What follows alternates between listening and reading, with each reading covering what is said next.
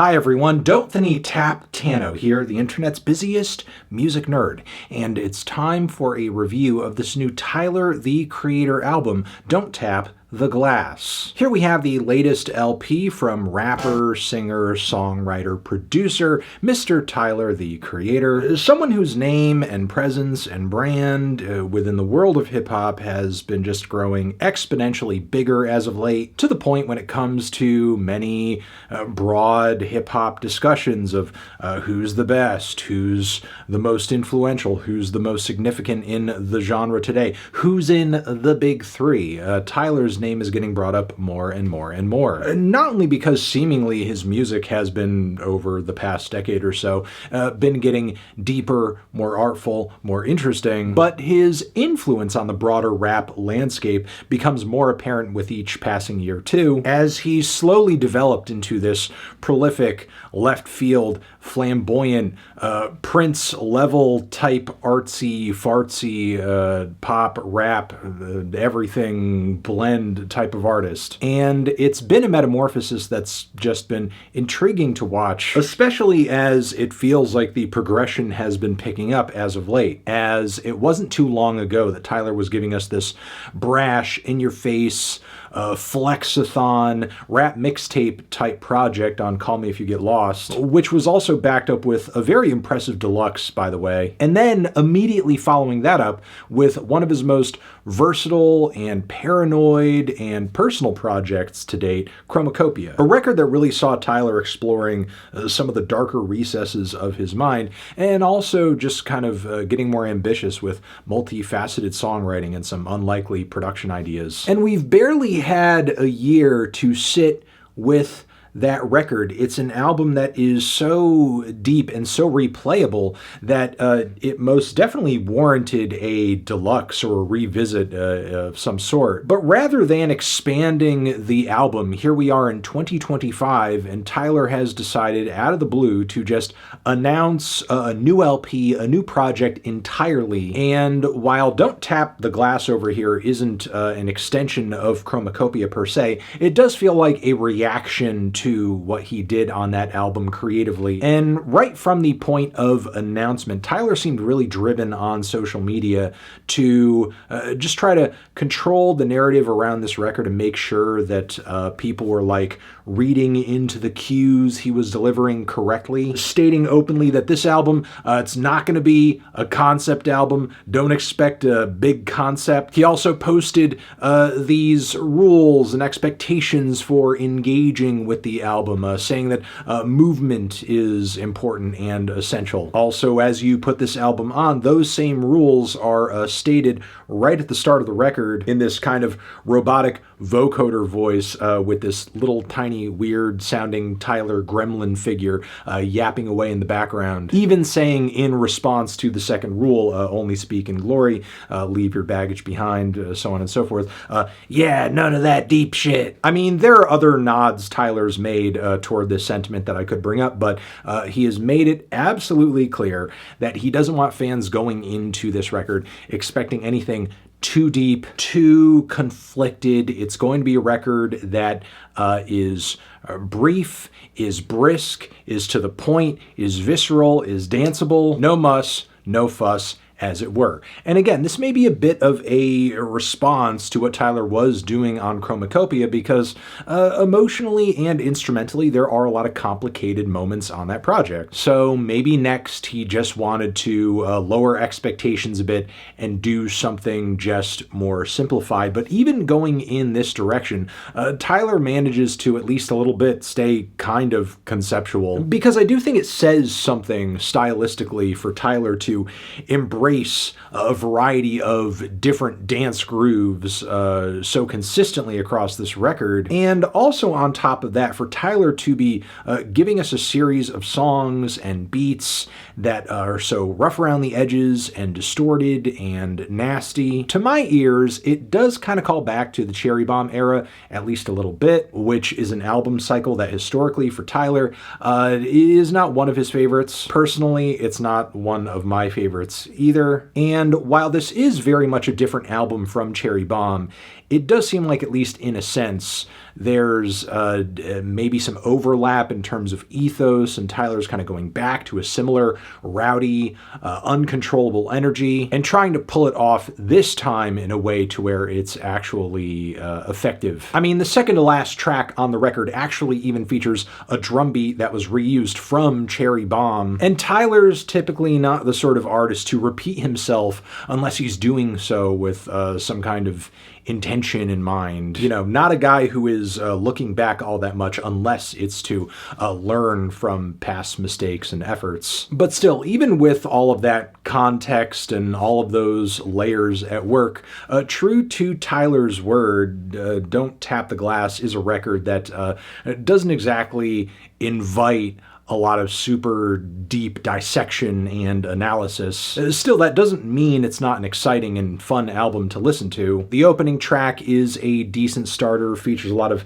very edgy, oversaturated rap verses from Tyler as well as Pharrell, who performs under this skateboard pseudonym. And yeah, Tyler does have some moments here where it seems like he's reverting back to his old self a little bit and trying too much to say some stuff that's going to push some buttons. But between his delivery and Pharrell's delivery a bit on this track, it does feel like they're kind of in character in a way, like Tyler is literally embodying this kooky little goblin version of himself. I'm also loving the looped throwback drum beats on this track, as well as the hype group chants of jump, jump, jump, which is just very House of Pain. On the following Sugar on My Tongue, we have this bit of R&B and synth pop fusion with a very quirky groove and series of synthesizer sequences. We have more funky, undeniable dance grooves on this one, maybe even a slight whiff of Rick James vibes. I'm not in love with the tune at the core of this track, but I still do think the influences are embodied nicely. But following this, we have Sucka Free, which I think is handily the best song in the first half of this record. This thing is a Bay Area summer smash with some big 90s R&B vibes, along with some synth funk touches too. And while this does feature some of Tyler's smoothest bars and flows on the entire record, there is still something about his delivery that feels so goddamn cartoony, especially as he gives us a second verse where he just really digs into the back of his throat and gives us an extra helping of rasp, sounding like a Vince Staples who's smoked maybe one too many packs of cigarettes. But yeah, this is the most Tyler has leaned into his singing voice, in my opinion, since Igor, and even though his singing still does feel very intentionally off-kilter, it's managed to be one of his catchiest tracks he's ever written, in my opinion. Following this, Mamanem is a pretty cool little interlude track that builds up tension for the following song, and even though it is short, I do think it continues to add to this weird little character performance Tyler is pulling off here, along with bringing in some interesting vocal layers and almost an industrial twist with some of the noisier sound effects that are thrown into the mix. Stop Playing With Me is kind of like a callback to an old school b-boy anthem or something like that. At least that's how the drum beat feels. However, nearly everything else about the track feels kind of like trademark Tyler at this point. So even if there is a bit of deja vu going on here, I still do love some of the synth work and the call and response group vocals on the back end of the track. Use a funky ass bitch. But following this on Ring Ring Ring, we have legitimately some classy,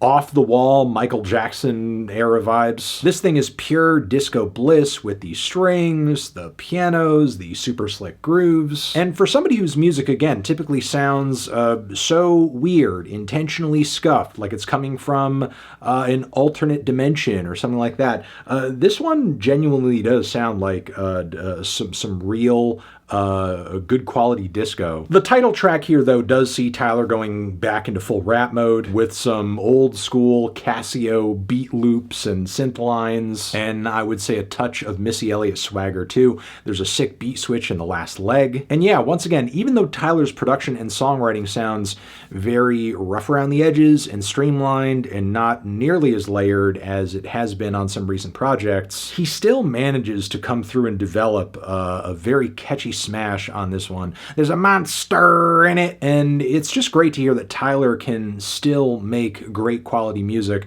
while forcing himself into a less is more scenario and limiting the number of options in terms of like what he can do, how wide and grandiose and lush the music can sound. The following Don't You Worry Baby features some great vocals from Madison McFerrin, and as far as those lovely lead vocals from her combined with the peppy dance beat in the background, we almost have like a Ghost Town DJ's My Boo type situation here, because you do really have a great persistent club beat combined with some classic R&B touches. Meanwhile, the following I'll Take Care of You with Yeba that I mentioned earlier for having, kind of that rhythmic callback to Cherry Bomb feels almost like an extension of that cut. Like if you could do a Southern Fried remix of that track or same vibe and just extend it out with a different refrain, great vocals too. Also some really sick ass Knuck If You Buck samples, which was an interesting callback that I didn't necessarily expect. While I don't think a lot of these moments stand super well completely on their own, what I appreciate pretty deeply about this project, despite the fact that it's so short and it's not supposed to be conceptual and all that, Tyler did string a lot of the songs here together throughout much of the record in a way to where they do build off of each other and they do feel like you're listening to a very well-connected mix. So again, even though this is supposed to be an assembly of tracks that's not super high concept, they do all link together very well into an album with a very cohesive flow. So in a way, I do think Tyler undersold this project a little bit, because this doesn't merely feel like a randomly thrown together collection of tracks. It does seem like a lot of thought and intent went into how the 28 minutes of runtime here is going to progress. And then the final track on the album, I can't help but feel like is a bit of a meta statement of sorts. While at its core and,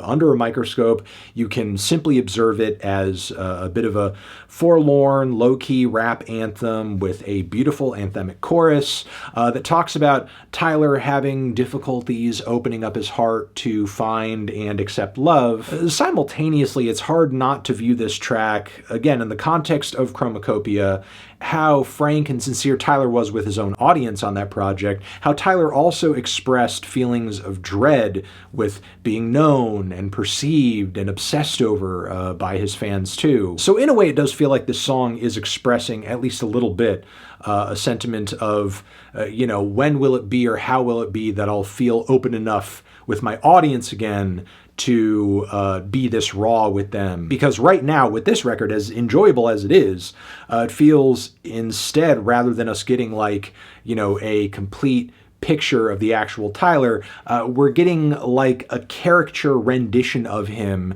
and on top of that, we're putting that character rendition inside of a closed off glass box that we're only able to observe from the outside. Overall, enjoyed the hell out of this album. I wouldn't say it's one of Tyler's best, but it's incredibly fun for what it is. It's an album of quirky bangers, super melodic, catchy anthems, and a good time packed in a redemption arc, packed in a need for distance, which is why I'm feeling about a strong 7 to a light 8 on it. Transition, have you given this record a listen? Did you love it? Did you hate it? What would you rate it? You're the best, you're the best. What should I review next? Hit the like if you like. Please subscribe and please don't cry. Hit the bell as well. Over here next to my head is another video that you can check out. Hit that up or a link to subscribe to the channel. Anthony Fantano, Tyler the Creator, forever.